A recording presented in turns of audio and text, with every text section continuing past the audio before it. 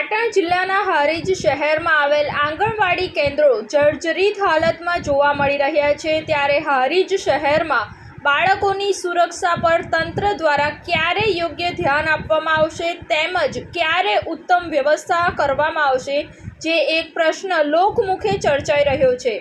આપ દ્રશ્યોમાં જોઈ શકો છો, આ મોતની છત નીચે ભૂલકાઓ અભ્યાસ કરવા મજબૂર બન્યા છે।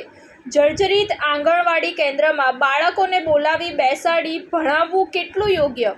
ત્યારે સત્વરે તંત્ર દ્વારા યોગ્ય નિર્ણય લઈ કામગીરી કરવામાં નહીં આવે તો કોઈ દુર્ઘટના સર્જાય તેવી શંકાઓ સેવાઈ રહી છે અને જો કોઈ દુર્ઘટના સર્જાય તો જવાબદાર કોણ રહેશે તેવા સવાલ ઊભા થઈ રહ્યા છે।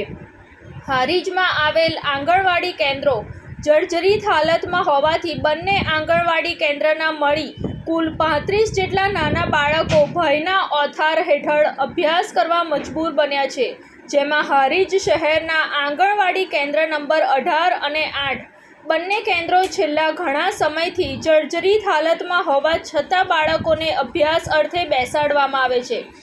જવાબદાર કર્મચારીઓ દ્વારા વિઝિટ કરવામાં આવતી હોવા છતાં લટકતી મોતની છત કેમ નથી દેખાતી કે પછી તંત્રના આંખ આડા કાન જોવા મળી રહ્યા છે, જે એક ચર્ચાનો વિષય હારીજ શહેરના લોકોમાં બનવા પામ્યો છે। રિપોર્ટ અનિલ રામાનુજ સાથે સંજીવ રાજપૂત, રાધનપુર, પાટણ। જોતા રહો TV9 ગુજરાત, નિર્ભય, નિષ્પક્ષ, નિરંતર।